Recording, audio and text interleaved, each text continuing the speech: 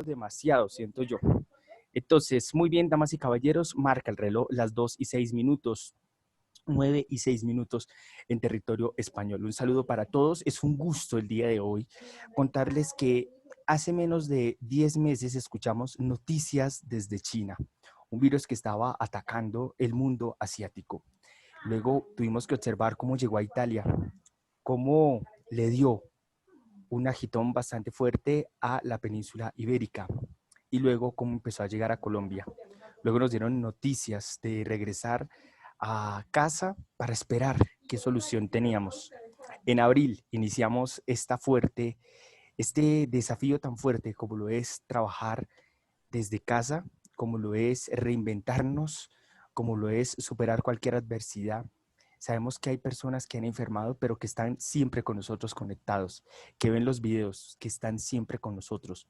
Hay problemas en casa, como en todo lugar, pero siempre agradecemos a todos y cada uno de ustedes por estar con nosotros. No siendo más, hoy iniciamos uno de los capítulos más importantes, y es que iniciamos el cierre del año escolar del calendario A en la América Latina, donde vamos a dar un recorrido por el mundo para escuchar historia del mundo, de los países que se han relacionado con nuestra América Latina, de la historia que nos ha transformado. Hoy la parada, anunciada desde hace meses en España, con el gran historiador, un hombre que el mar lo ha llamado, que le ha dicho de muchas maneras, lo ha seducido para llevárselo siempre a navegar. Estuvo unos tiempos allí, pero es un hombre que se dedicó y fue realmente enamorado por las letras. Pero el mar se coló en este espacio, un historiador de los navíos, un hombre que ama el mar, que creció cerca de él, un hombre que se ha reinventado, un hombre que ha pasado crisis y que está con nosotros en este espacio haciendo un gran esfuerzo. Nos abrió las puertas de su casa. Damas y caballeros, nada más ni nada menos que Sergio Manuel Rodríguez Lorenzo. Damas y caballeros, nada más ni nada menos, un gran historiador, docente también de la Comunidad de Madrid, y le damos la bienvenida en este espacio.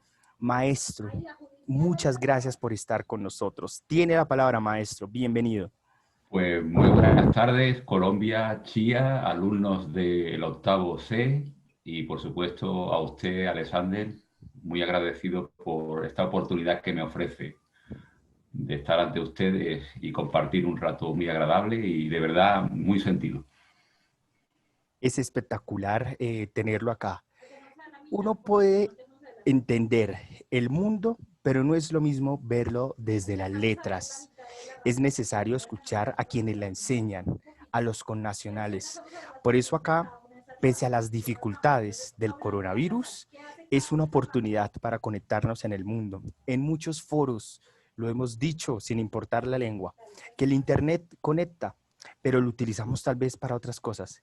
Y aquí demostramos que lo estamos conectando es para descubrir el mundo, para entender nuestro pasado, para tomar mejores decisiones en nuestro futuro. Porque este hombre que tenemos acá es un regalo de Dios, con todo respeto, pero ha tenido una vida que uno dice, por Dios, le ha tocado reinventarse de muchas maneras y es un hombre que está con nosotros. Es un gusto estar en este espacio. Muy bien, ¿alguien se anima a saludarlo? Veo mucha timidez en la sala en estos momentos. ¿Quién se anima a saludarlo, a darle la bienvenida en este espacio? Repito, 9:10 en estos momentos en Madrid, España. A las 9:10 una ya estaría como en otro plan, no dando clase, Dios mío. ¿Quién se anima entonces a dar el primer saludo? Vamos a revisar aquí. Daniel Sanabria, ¿se anima entonces a saludar, a presentar un saludito? Luisa, los escuchamos entonces en este espacio. Un saludo entonces a nuestro invitado. Ah, ok. Me están diciendo que en estos momentos hay problemas técnicos. Muy bien. Te dan la bienvenida. Me están escribiendo aquí en este espacio que te dan la bienvenida. Que se disculpa un momento por el micrófono. Muy bien, no se preocupe, quedamos entonces atentos de este espacio. Muy bien, queremos recordarles esto, ¿no? Tenemos problemas de conectividad, estamos en un país donde la desigualdad también se manifiesta en este espacio. Tengo un computador, pero no funciona la cámara, tengo un computador, pero no funciona, entonces es muy muy difícil, pero qué rico que estén acá. Luisa Arias escribe en este espacio, muy buenas tardes, es un placer tenerte en este espacio y dar de su tiempo para darnos una charla. Muy bien, muchas gracias entonces a Luisa Arias, abrimos entonces en este Muchas espacio. gracias, Luisa. Qué bueno, entonces, no siendo más, vamos a iniciar con este espacio. Recordemos que tenemos espacios también, pequeños break en este espacio para mostrar cosas que están siempre con nosotros. No siendo más, damas y caballeros, vamos a darle inicio y continuidad al capítulo que abrimos el día de ayer. Hemos visto a una España que tuvo que liberarse de los franceses, una España que se transformó de 1808 a 1814, una España que tiene otro panorama. No siendo más, vamos a revisar. Sofía, no se preocupe que eso me llega a mí en este espacio. Le agradecemos entonces sus comentarios a esta hora de la tarde, son las 2:11. Muy bien, ¿en qué habíamos quedado la sesión pasada? La sesión pasada, que fue ayer a las 4 de la tarde, tuvimos la oportunidad de entender cuáles eran las mentalidades y la división. Tuvimos la oportunidad de reconocer a una España con una ruralidad bastante alta. Entender que existía una percepción del monarca y este monarca era el que tenía que gobernar y recordémoslo muy bien porque se le tenía fidelidad. La idea de nación era una idea de fidelidad. Ok, hasta el momento algo que complementar, Sergio, para dar inicio. La mentalidad entonces española, la gran mayoría de personas, ¿por qué le eran fieles al rey en este espacio? Bueno, le eran fieles al rey porque el concepto de la realeza en aquella época estaba vinculada completamente a la religión. O sea, el rey era una especie como de Dios en la tierra. De hecho, por eso las pugnas desde la Edad Media con el Papa, ¿eh? Porque al fin y al cabo uno se dedicaba a las cuestiones espirituales, el Papa, aunque también tenía un carácter temporal. Al fin y al cabo, el Papa también era rey de los Estados Vaticanos. Y luego, al mismo tiempo, en las cuestiones temporales, o sea, de la tierra, pero con un mandato divino, estaban los reyes. En principio, el emperador, y luego se va desarrollando una idea de la realeza que decía que cada rey tenía que ser como un emperador en su reino. Emperador que venía desde el mundo romano, ¿no? La idea del primero, ¿no? El emperador como el primero. Y luego también me gustaría, que no lo hablamos ayer, era la dureza de esa guerra, porque se habla así muy fácilmente de la guerra de independencia, pero fíjense que la guerra de independencia fue la más dura que sufrió la península ibérica hasta la guerra civil del siglo XX. O sea, fue una guerra atroz, de verdaderamente a sangre y fuego, y en muchos casos a tierra quemada. O sea, los franceses muchas veces lo que hacían era ir destruyendo cosechas y claro, cuando acaba la guerra, España está completamente arruinada. Muchos campos estériles, está completamente arruinada, se produjo cerca de 300.000 muertos, que comparado a la población de entonces, que era mucho más pequeña que en el siglo XX, fue una cosa atroz. Y eso hay que entenderlo, cómo queda eso, desmantelada España. Dios mío. De otra parte, de igual manera, debemos tener en cuenta estos elementos. Recordemos que existían personas que pese a todo este proceso en donde los franceses traían una civilización, pero con la barbarie, donde a la oposición la trataban era a sangre y fuego, nos está mostrando de igual manera los afrancesados, aquel grupo político que estaba de acuerdo con una idea de renovar directamente y pensar renovar la mentalidad española y pensar ahora en este espacio en una nación española, ya no que tenga residencia, o sea, su símbolo el rey, sino que sea específicamente con mayor participación de los ciudadanos, con unas ramas del poder, y a ellos los afrancesados, que son aquellos que están de acuerdo, pero con una monarquía parlamentaria. Muy bien, Sergio, algo que agregar frente a los afrancesados, aquellos burgueses, mercantiles que estaban más de acuerdo con una mirada francesa. Bueno, es muy curioso el primer artículo de la Constitución del 12, que viene a decir, bueno, es la creación ya teórica y legal de lo que es el pueblo español, lo que es la nación española.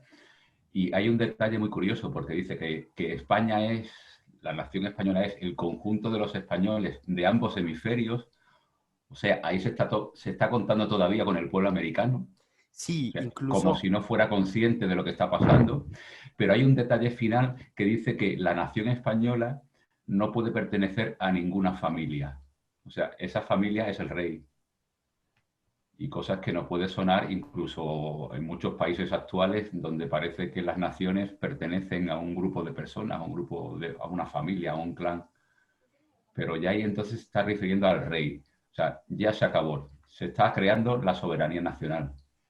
Y Dios mío, de igual manera recordar el cierre de la sesión del día de ayer y es como las cortes directamente en su interior sostienen una división. Unos integrantes que están de acuerdo con el absolutismo, que asumieron directamente la idea de cuidar, refugiar la regencia española, pero apenas regrese el rey, pues hay que devolvérsela. Otros específicamente van a tener una idea más para defender la monarquía parlamentaria. Y es así que con esto cerramos entonces el día de ayer a las 5 de la tarde, donde tuvimos la oportunidad de revisar en este espacio cómo la mentalidad de la ciudadanía, del súbdito, entra directamente en conflicto y sus intereses se van a diversificar. No siendo más, algo que agregar de la Corte antes de entregarle directamente este espacio a Fernando VII. Hombre, Sergio, lo escuchamos. No, bueno, que esa división, bueno, es que la Revolución Liberal Española, al menos esa primera de 1812, fue una revolución donde el pueblo no participó. Eso ya quedó claro hace un poco. Simplemente fue esa minoría con un pensamiento que venía de la Ilustración, con una influencia francesa, aunque no de acuerdo con lo que estaban haciendo los franceses. O sea, no es que fueran traidores a España. De hecho, el rey francés de esos años, que era hermano de Napoleón, que reinó con el nombre de José I, pues posiblemente hubiera sido un buen rey. Lo que pasa es que las circunstancias no se dieron, estaba en una guerra, ¿no? Y la mayor parte del pueblo español no le era fiel a Fernando VII, que estaba secuestrado, digamos así, era un secuestro muy feliz porque vivía en un palacio con mucha lujo, secuestrado por Napoleón en Dios mío. Francia, en el sur de Francia. Dios mío, por aquí Luisa Arias va a presentar su pregunta. ¿Qué tal, Luisa? Qué rico que esté con nosotros. La escuchamos. Hola, buenas tardes. Pues yo tengo una pregunta, o sea, durante la independencia española, yo sé que hubieron como una serie de eventos, ¿sí? Que creo que si no estoy mal es la expulsión de aquellos franceses y como decía Sergio, sobre el hermano de, ¿cómo es? De De Napoleón. Napoleón, Bonaparte. de Bonaparte, sí. Y ellos lo expulsaron del territorio español, ¿cierto? A los franceses con ese monarca, Claro, ¿correcto? claro, acabaron expulsándolo. De hecho, José Bonaparte, o el que era el hermano de Napoleón, que reinaba durante la mayor parte de su reinado, no pudo vivir ni siquiera en Madrid. Iba moviéndose según fuera moviéndose el frente de la guerra. Sí, sí, claro. O sea, fue, Incluso como anécdota, claro, ese rey pasó con muy mala fama a, dentro de la opinión española y, por ejemplo, se le puso el apodo de Pepe Botella, ¿no? Porque decían que era un borracho y por tanto Pepe Botella. Y sin embargo parece ser que la realidad es que el hombre no bebía nunca, era astemio, no probaba el alcohol. Pero sin embargo ya sabemos que en la guerra lo primero que falta es la verdad y todo es propaganda. Y sí, sí, acabó siendo expulsado. Y esta postura, esta táctica o esta estrategia de Napoleón Bonaparte, el hermano mayor, que era el emperador de Francia, se repitió en muchos sitios de Europa. Napoleón tenía muchos hermanos y en distintas partes de Europa los colocó como príncipes. O sea, se trataba de crear un imperio napoleónico, pero también sobre una base familiar que controlara territorios en el resto de Europa. Y lo mismo hizo en España. Dios mío, muchísimas gracias entonces a Sergio. Basta, frase contundente para referirse a la guerra en este espacio.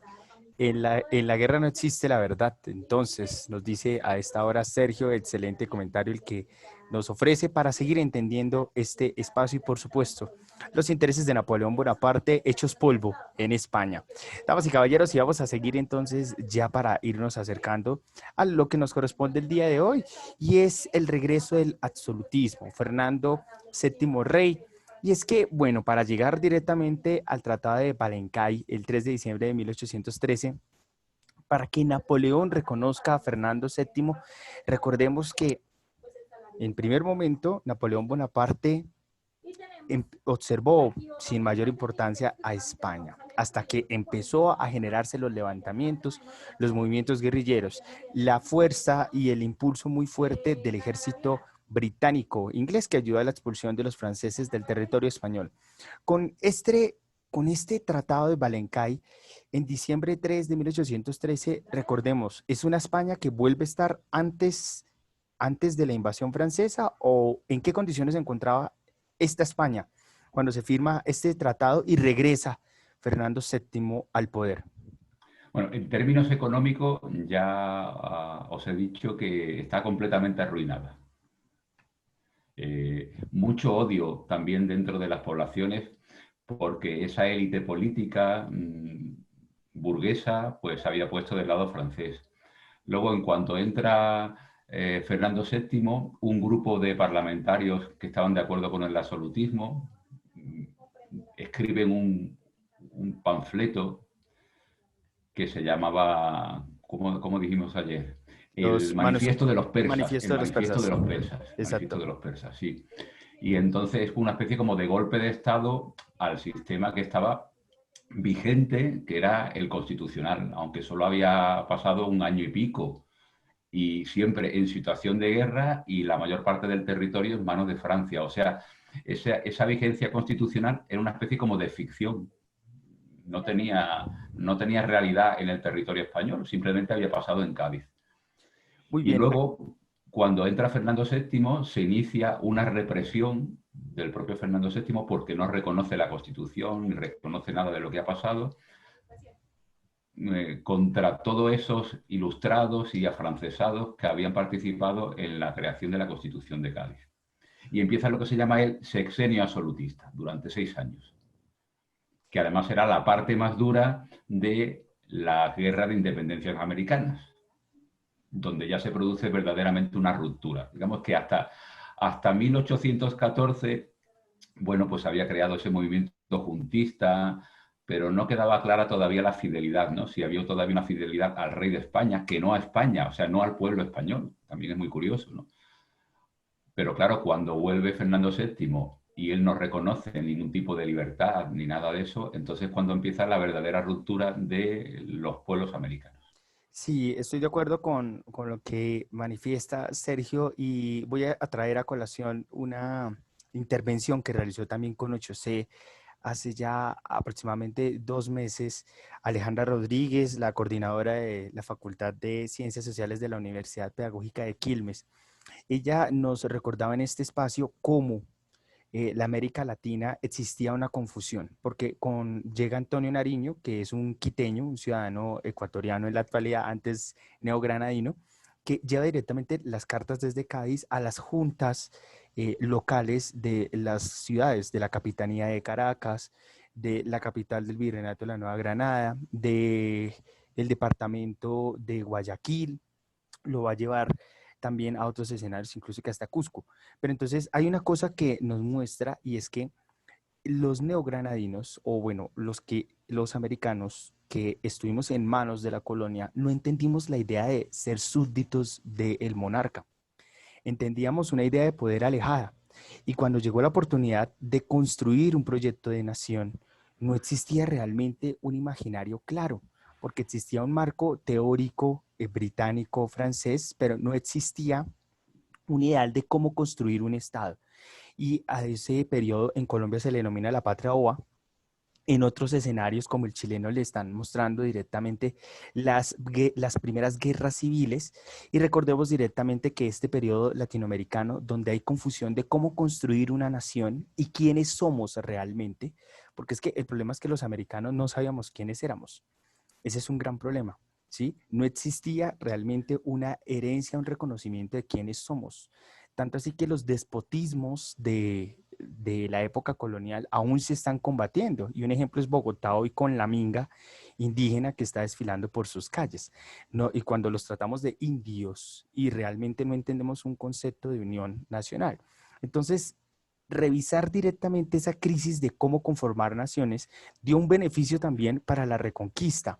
Pero ya para concluir mi intervención y seguir escuchando también a Sergio en este espacio y las preguntas que están en el chat, recordemos en este escenario que Cuando entran las juntas en crisis para determinarse hacia qué bando se van a ir, centralismo, federalismo, o si en efecto van a ser leales al rey o no.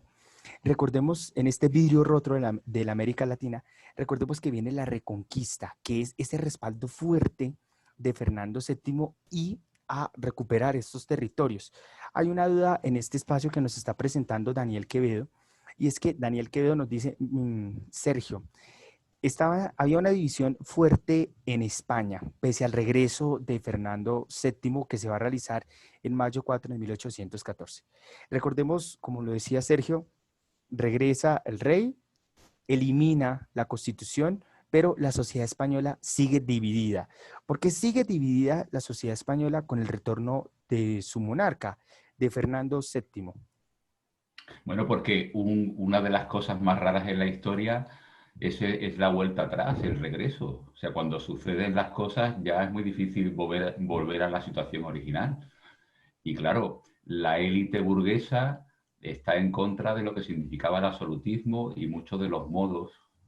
Para empezar, eh, está enfadada con respecto a los americanos con esa ruptura de relaciones económicas entre la guerra con los franceses y luego el levantamiento en América, y mucha de la burguesía española vivía del comercio con América, cosa que también contribuyó esa falta de comercio en esa época a la ruina de España.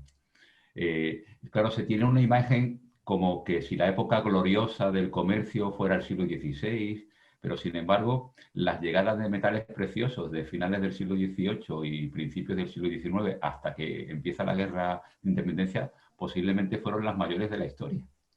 O sea, el comercio con América era muy importante y era la manera de que la hacienda española, o sea, la hacienda real, tuviera liquidez, y eso de momento se corta.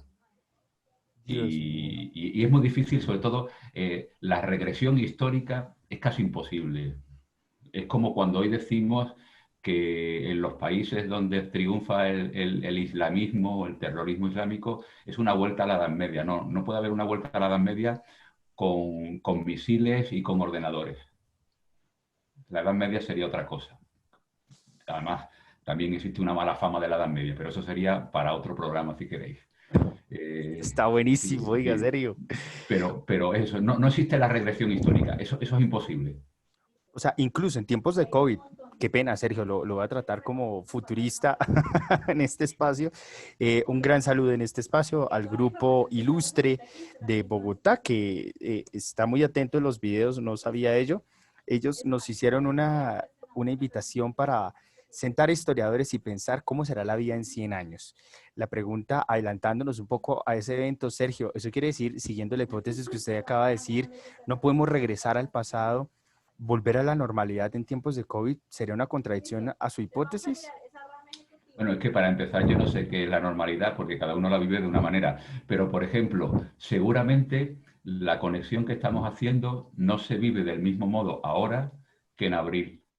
Lo que en abril seguramente se veía como algo imposible, como algo que solo creaba problemas. Sin embargo, lo vemos ahora, al menos en parte, como una ventaja y como algo, ya esta es la normalidad. La normalidad es esta, no podemos volver atrás. O sea, cuando acabe el COVID, ya los alumnos del colegio no van a tener contacto con gente de fuera porque ya lo normal era la presencialidad absoluta. No, ya hemos asumido que es posible la conexión mundial O sea, que es posible, para Sergio, resolver un problema y luego será para... Sí, sí, o sea, que es posible, Alexander, sí. sí, claro, es posible, por ejemplo, en diciembre, si se hace algo de América Latina, es posible que desde nuestra casa nos podamos conectar con su aula.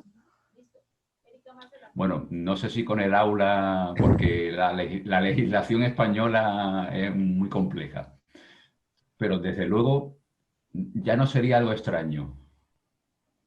Ya no sería algo extraño, no sería algo, un reto tecnológico y mental, ¿no? Ya estaría asumido. O sea, no, ya seguramente nunca volveremos, al menos nosotros, los que estamos viviendo esto, a la situación anterior de pensar que esto es imposible, que la mayor parte de los niños colombianos se estén educando desde casa. y en España en buena medida también, ya no, ya hemos descubierto que el mundo puede ser de otra manera. Palabras contundentes a esta hora, damas y caballeros. Volvemos entonces a la historia española después de esta pequeña pausa pensando en el futuro.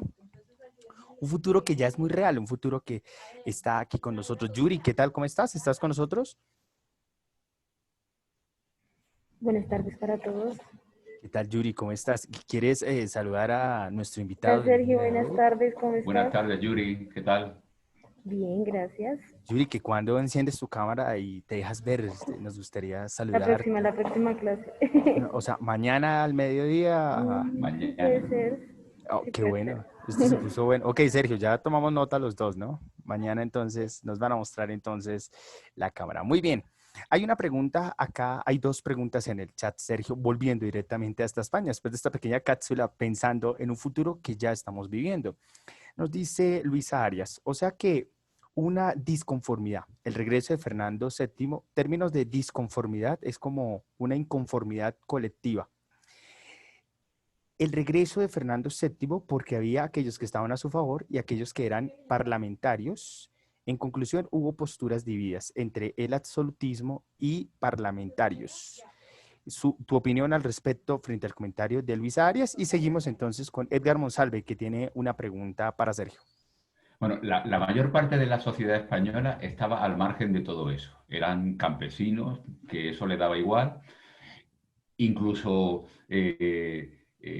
muy influenciados por el pensamiento que le venía del púlpito y que por tanto estaba ligado al trono absolutista y de derecho divino, pues pensaba que lo normal es que el rey pues fuera absoluto, y aunque ellos no pensaban en esos términos de absoluto, que también es un error, pensar que el término absoluto significa que podía hacer lo que le daba la gana.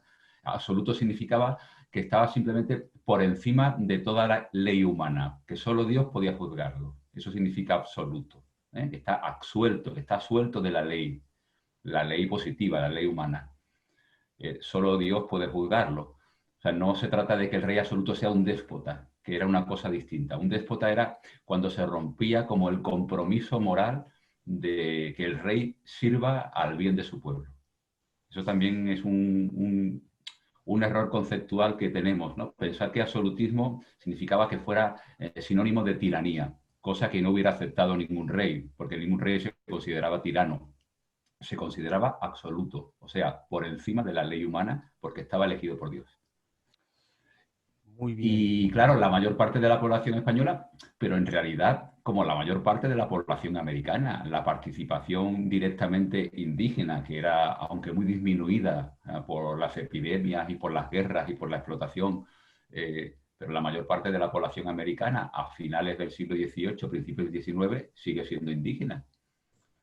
Y solo en una pequeña medida fueron incorporadas a las tropas de las guerras independentistas. Pues siguió viviendo su vida y tampoco entraba en eso, porque no, bueno, eran masas analfabetas que no tenían ningún tipo de participación política.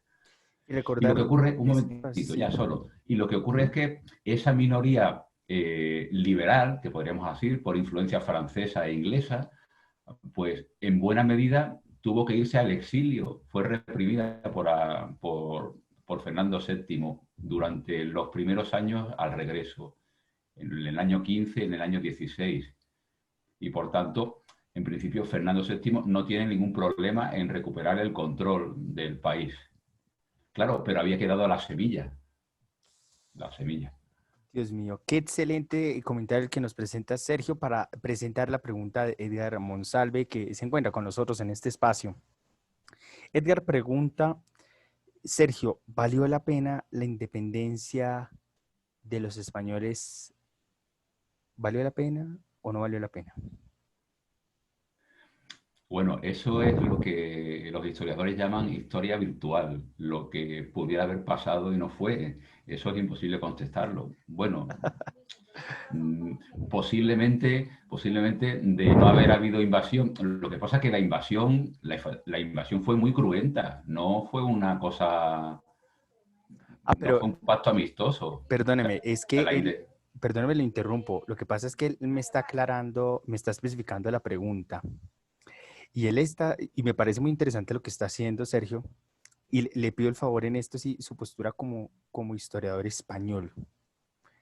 Sí, porque usted es muy cortés, hombre, siendo muy amable con nosotros los latinoamericanos. Pero la pregunta de Edgar Monsalve, ahora sí corregida, es, ¿valió la pena las independencias americanas en un escenario en el que estaba viviendo España? Bueno, las independencias latinoamericanas, para empezar, tenemos que siempre volver a ese concepto de masa y de élite. La masa fue completamente ajena a eso. De hecho, incluso buena parte de las poblaciones indígenas se pusieron de parte del rey, porque curiosamente el único contacto que tenían con el rey eran órdenes que, al menos en teoría, iban en su beneficio. Yo no puedo aceptar, por ejemplo, un discurso que además está hoy haciendo mucho en España, de la bondad absoluta de la presencia española en América, porque eso es mentira. La función era fundamentalmente explotar económicamente, y aunque se crearon ciudades, universidades, con universidades donde no se enseñaba ciencia, se enseñaba solo derecho canónico y derecho civil, porque era lo que se enseñaba en las universidades de la época. La ciencia corría por otro lado. Entonces se crearon muchas ciudades, pero la mayor parte eran ciudades de 20, 25 habitantes, 30. No pensemos que eran 700 Nueva York. O se crearon muchísimos hospitales, pero los hospitales no estaban destinados a cuidar a la gente, sino allí era donde morían los pobres. Los hospitales tenían solo una función de otorgar una muerte en paz. Eso es muy importante. O sea, hubo una labor. Al final llegó una lengua. Allí existían muchísimas lenguas. Hubo una religión. Allí existían religiones. Pero de todas formas, el milagro que tenemos hoy en día de podernos comunicar, yo, si no como hermanos, como primos hermanos, y desde luego yo como latinoamericano del otro lado del océano, pues ese milagro se debe a la colonización española. Y estará bien y estará mal. Y luego, en cuanto merece la pena, las élites latinoamericanas sí tenían sus razones. Porque curiosamente el siglo XVIII fue un intento por parte de Castilla, de España, de recuperar el control que se había perdido en parte en el siglo XVII.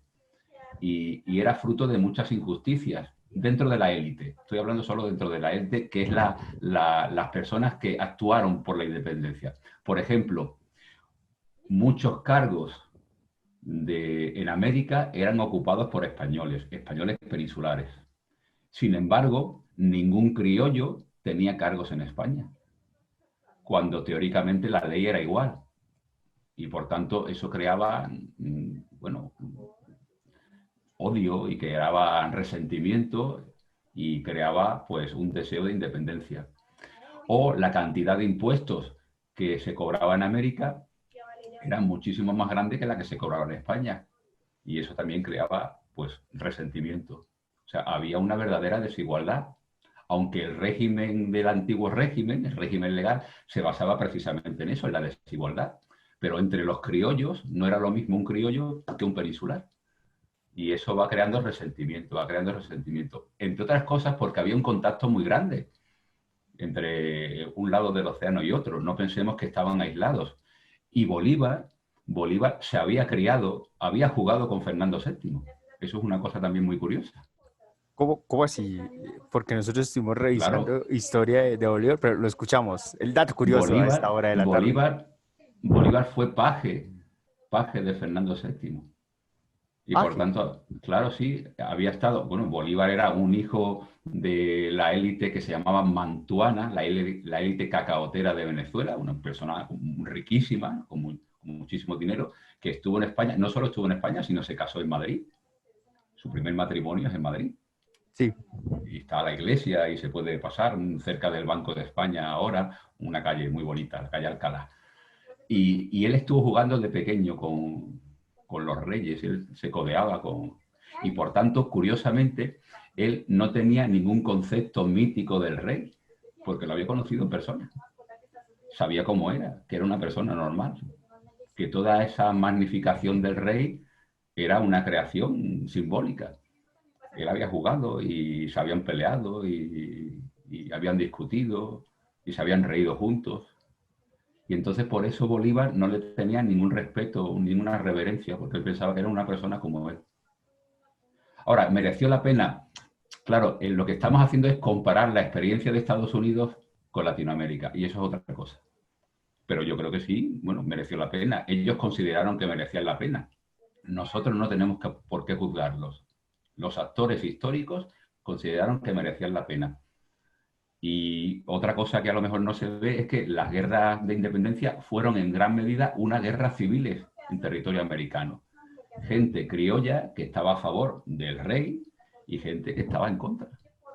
Fueron como las primeras guerras civiles dentro del territorio americano. Exacto. De igual manera, pues para aportarle a Edgar y desde la mirada latinoamericana también, hay que revisar específicamente que las independencias le permitió al pueblo latinoamericano reconocer su diversidad y reconocer también sus legados, porque le ayudó también a reconocer su pasado antes de la colonia. Entonces, siento que este escenario de la independencia, tanto como al territorio español, como lo vamos a ver ya en los minutos que nos quedan, como para el escenario latinoamericano, fue vital para reconocer otras posibilidades. Reconocernos a nosotros mismos, porque los españoles ya aquí con el inicio del liberalismo que vamos a ver a continuación, ya vamos a empezar a observar cómo el español también empezó a cambiar su mirada, al igual que el latinoamericano. Recordemos directamente que en el caso colombiano las guerras del siglo XIX nos permitieron entender que como regiones, pese a que somos diferentes, porque Sergio, tú que lo has vivido aquí en Colombia, no es lo mismo un paisa, no es lo mismo un bayuno, no es lo mismo una persona que viene, un costeño que se le llama en este espacio, que es una persona que viene de la costa caribe de Colombia, El Caribe, sí. un llanero, ¿sí? Somos diferentes, pero las guerras también nos ayudaron también a comprender que debemos luchar por un camino común en beneficio de todos, que hoy le llamamos el Estado Social de Derecho, que eso lo veremos más a profundidad en grado 10º. Y en el caso español también ayudaron a reconocerse, a construir un camino diferente y a llevar a un progreso. Claro que lo vamos a ver más adelante. Vamos a pasar entonces, regresamos a este escenario. Muchas gracias por sus preguntas. Quedamos atentos y mientras tanto nos vamos preparando para el break. Q Daniel está con nosotros. Cuéntenoslo todo. Vamos a pasar de diapositiva. Y para llegar a entender entonces este escenario, vamos a hacerlo pasito a pasito, suave, suavecito. El senio directamente que nos estaba manifestando Sergio, pero Daniel está con nosotros, cuéntemelo todo. Perfecto, tiene micrófono por ahí al lado, nos cuenta entonces cuando esté listo y vamos adelantando entonces, ya acercándonos al cierre. Nos queda 7 minutos de conexión, Dios mío, en esta conexión Madrid-Bogotá, en este espacio. ¿Listo? Pues Daniel dice que ya está listo. Muy bien, ¿qué dice Sergio? Hacemos una pequeña pausa antes de recoger unas pequeñas ideas aquí. Cuéntemelo todo, Sergio. Como usted vea, sí, hay que hacerlo, se hace, sí. Listo, perfecto. Vea, sí. Pasémosla muy bien. Entonces, Daniel, hombre, lo escuchamos, está con nosotros. Puedes encender cámara para sentirnos más cerquita a ti. Cuéntanoslo todo. Muy bien, entonces nos dice que pues ya estoy listo, mister. Me está escribiendo aquí en este espacio. Muy bien. ¡Wow! Pues voy a tocar una canción de Andrés Cepeda que se llama Día tras Día. Pues aquí va. Muy bien.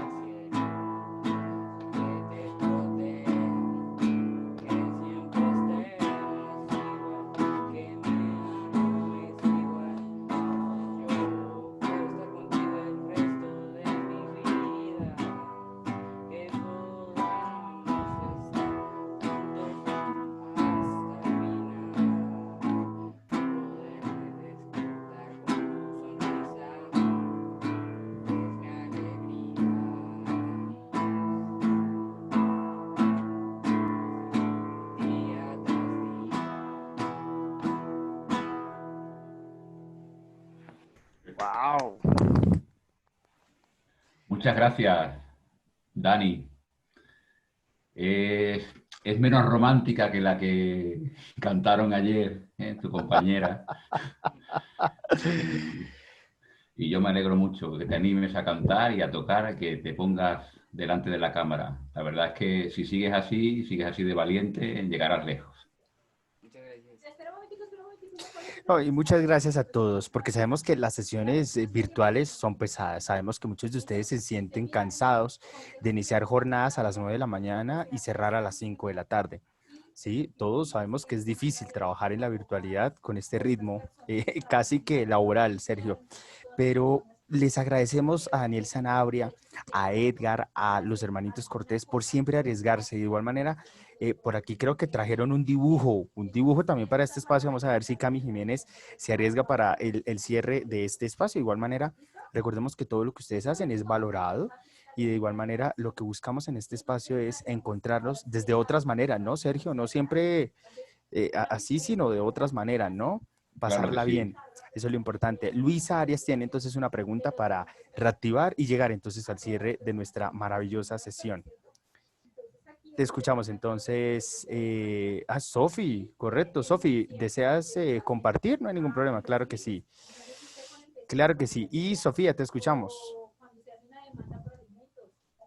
¿Sofi? Ok, Luisa, te escuchamos entonces en estos momentos. No, tengo la última pregunta. Tranquila. Después de la independencia de las colonias americanas, ¿España siguió en algún enfrentamiento con otro país o alguna guerra entre ellos o ya había quedado en calma? España, ¿te refieres a España? Sí, España. No, ya realmente no hay más guerras. España no participa en ninguna guerra europea en el siglo XIX. Para empezar, el siglo XIX fue relativamente pacífico en Europa, sobre todo a partir de 1815, cuando se acaba el Imperio Napoleónico. De hecho, ese pacifismo relativo, ¿no? Porque hubo algún pequeño conflicto, sobre todo con el nacionalismo, la creación de Italia, de Alemania, la separación de parte de Dinamarca con respecto a Alemania. Precisamente ese pacifismo en parte provocó la Primera Guerra Mundial, porque las personas jóvenes, que eran los encargados de ir a la guerra, no tenían ninguna conciencia del peligro. Se había olvidado. La última guerra europea, que fue la batalla de Sedan entre los alemanes y los franceses. Entonces los muchachos europeos en 1914 no sabían que era una guerra, pensaban que era una excursión. Y España ya no participó nada. De hecho, la única intervención que se produce en territorio la hacen los franceses, precisamente cuando acaba un periodo, que es el siguiente a la diapositiva, que se llama el Trienio Liberal. Que eso seguramente supongo, Alexander, que lo veremos mañana. Pero Pero ya está, ya no hubo más guerra, ¿no? sí, y cabe aclarar, Sergio, que, bueno, quiero ser claro en este espacio, es que estamos con un curso diferente y eso es lo feo de este espacio, que estamos con un curso diferente. Y mañana, por ejemplo, con el curso que nos encontramos ayer, mañana yo los tengo a tus 11 de la noche. Y ya da demasiada pena, Dios mío,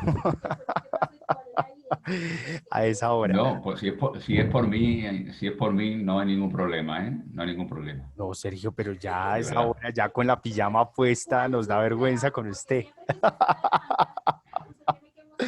Vamos a pensarlo. Aquí en España el horario es muy distinto.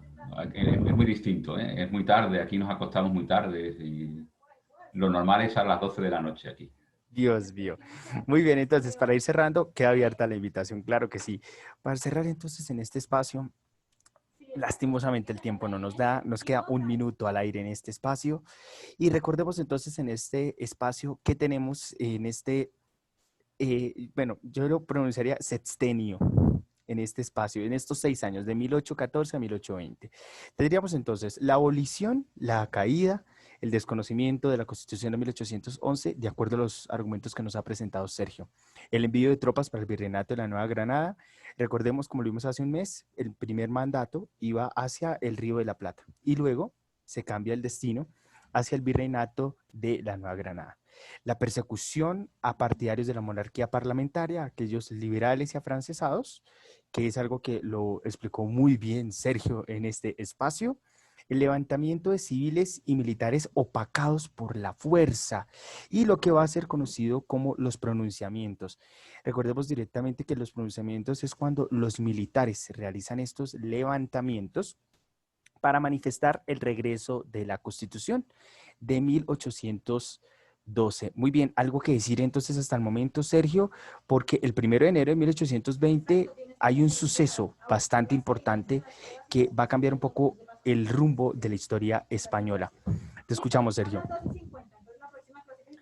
Bueno, cuando llega Fernando VII, lo fundamental, una vez que el país está controlado, es recuperar las posesiones americanas. Entonces forma un ejército muy importante, el de Morillo, que finalmente va al Caribe y, bueno, y esa es la razón, entre otras cosas, por qué en el Jardín Botánico, en el Jardín Botánico de Madrid se conservan los papeles de Celestino Mutis, porque estaban en Bogotá y Morillo se trajo todo, ¿no?, en su intento de reconquista que acaba fracasando. ¿Qué ocurre en 1820, el día 1 de enero? Que se estaba preparando otro ejército en la provincia de Sevilla, estaba allí acantonado. Y es que en aquella época, en el siglo XIX, y es una cosa muy curiosa, que eso pasa en buena parte de Europa y también en América Latina, el ejército es un elemento progresista. O sea, la visión que tenemos del ejército como algo conservador y como algo, en Europa sobre todo, ¿no?, que daba golpe de Estado en el siglo XX, en retrógrados, eso no existe en el siglo XIX. De hecho, en el ejército están muchos científicos, gente progresista, gente de ciencia, artilleros que deben conocer las matemáticas y la física. Y entonces Rafael Riego, que estaba al cargo de ese ejército acantonado esperando a salir a América, hace ese pronunciamiento. Pronunciamientos, para empezar, es la lectura de un manifiesto. Y ese ejército de Riego va recorriendo toda Andalucía, que es la parte sur de España, y va por el norte, y todos los pueblos van saliendo a la calle y van pidiendo las reformas constitucionales. Y por eso la última frase de la diapositiva: el rey, presionado, pues cede, y de manera hipócrita, porque él enseguida estaba conspirando contra la Constitución, dice eso: marchemos francamente y yo el primero por la senda constitucional. Cosa que ni él se creía, porque él había sido educado como rey absoluto, y que enseguida empieza a presionar en Europa para que intenten devolverle su verdadero poder. Dios mío. Con este episodio de la historia finalizamos entonces este recorrido por Madrid. La próxima semana nos preparamos para revisar la llegada del liberalismo mucho más fuerte, la historia de lo que va a suceder en España de 1840 a 1883. Lo vamos a revisar la próxima sesión. Y para acercarnos directamente a nuestro vuelo desde Madrid hasta Guinea Ecuatorial, para seguir reconociendo la historia del mundo desde las voces de sus conciudadanos. Un agradecimiento enorme a Sergio. Me cuenta entonces la chica que le da un poco de pena mostrarte el dibujo, pero apenas lo tenga en manos te lo envío. Les agradecemos entonces a Muchas ustedes por su tiempo. Nos movimos 4 minutos, pero vale la pena movernos estos minutos. Gracias a la compañía de Sergio. Al Colegio Bosques de Sherwood, muchas gracias de todo corazón por estar con nosotros. Las preguntas que teníamos programadas para el día de hoy la pasamos entonces para la próxima semana, pero hay un formulario para que usted califique, para que usted nos dé su opinión, qué debemos mejorar y qué debemos siempre seguir mejorando y trabajando con nuestros invitados internacionales. Les agradecemos en estos momentos. Faltan 5 minutos para las 10 de la noche en Madrid, España. Le agradecemos entonces enormemente. Muchas, muchas gracias, Sergio, por estar con nosotros.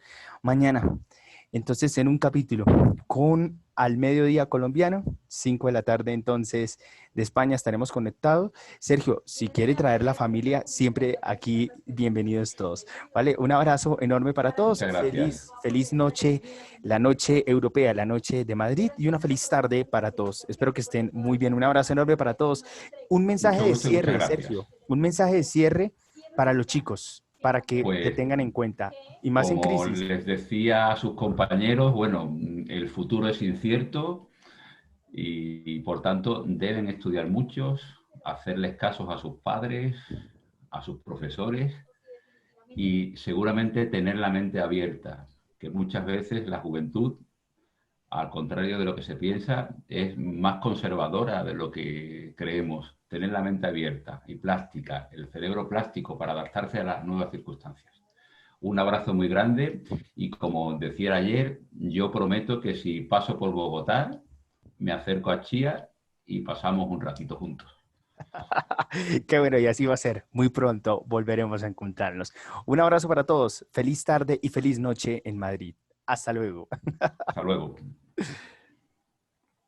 ¿Y no le puedes hacer ver entrega o ver mis respuestas en alguna esquinita? Ya, dame un segundo porque voy con 11 y toca clase con 11. ¿En ningún lado dice ver entrega? Espérame, ya te comparto la pantalla. Es que revises que te